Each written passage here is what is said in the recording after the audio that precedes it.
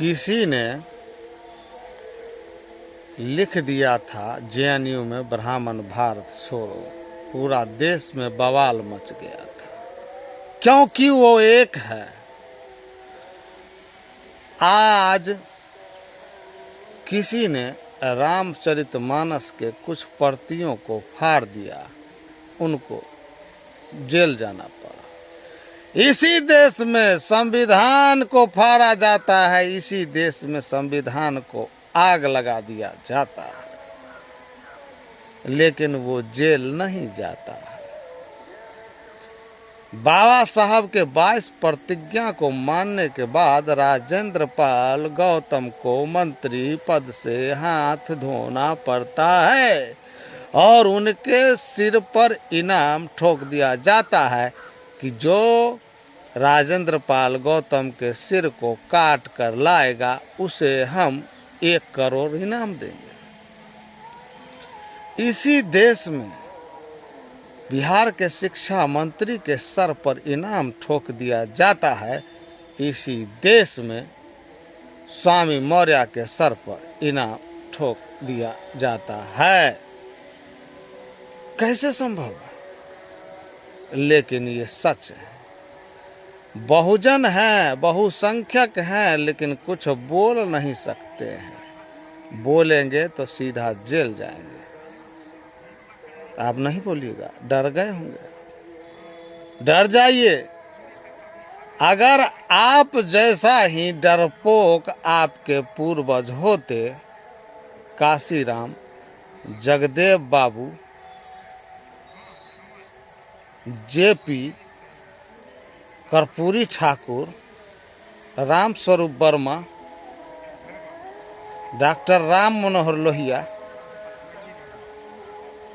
उनसे पहले भी और उनके बाद भी काफी लोग संघर्ष को जारी रखा, जेल जाना पड़ा, लाठी खाना पड़ा, लेकिन लड़ाई बंद नहीं हुआ। अगर आप घबराते हैं, आप डरते हैं, तो समझिए आपके आने वाले बच्चे का भविष्य क्या होगा। डरना नहीं है। जगदेव बाबू ने कहा था कि पहली पीढ़ी मारी जाएगी, दूसरी पीढ़ी जेल जाएगी, तीसरी पीढ़ी सत्ता तक जाएगी। क्यों डरते हैं?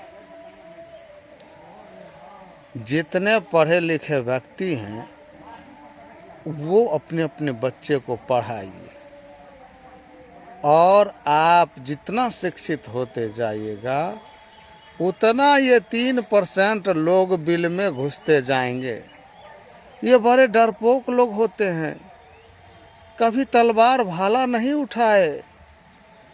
अगर इनमें लड़ने भिड़ने की क्षमता होती तो इतिहास में ये भी कभी राजा होते, नहीं तो ईरान से मुगलों को बुला करके नहीं ले आते कि आप राजपूत को भगाइए।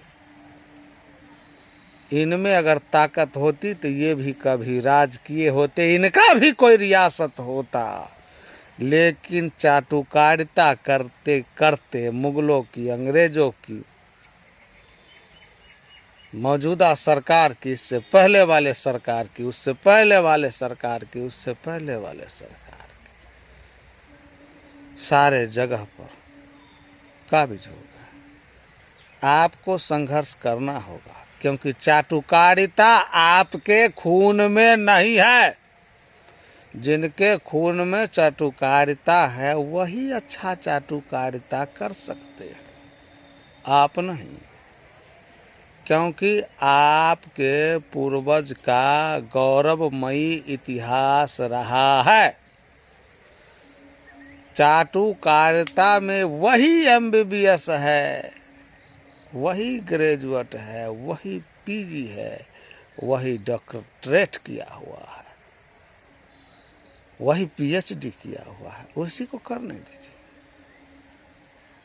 आपके बच्चे के पैर में ताकत है तो खेल से बाहर ये लोग जितना दिन रखते हैं, लेकिन आते हैं तो सूर्या बन के आसमान पर चमकने लगते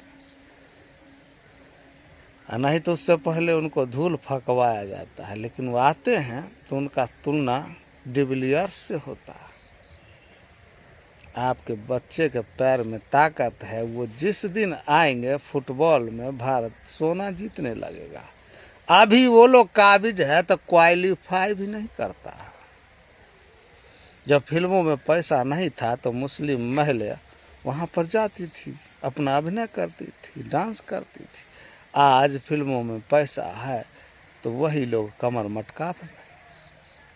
कमर मटकाती है, इठलाती है, क्योंकि उसमें पैसा है। जिसमें पैसा है उसमें ये घुस गए। आप दरवाजा खटखटाते रहिएगा, एक समय ऐसा आएगा जो आपकी हिस्सेदारी और भागीदारी मिल के रहेगी, क्योंकि जाति जनगणना हो रही है। उसके बाद आपको अपनी असली ताकत, असली चेहरा का भान हो जाएगा। बहुत बहुत शुक्रिया।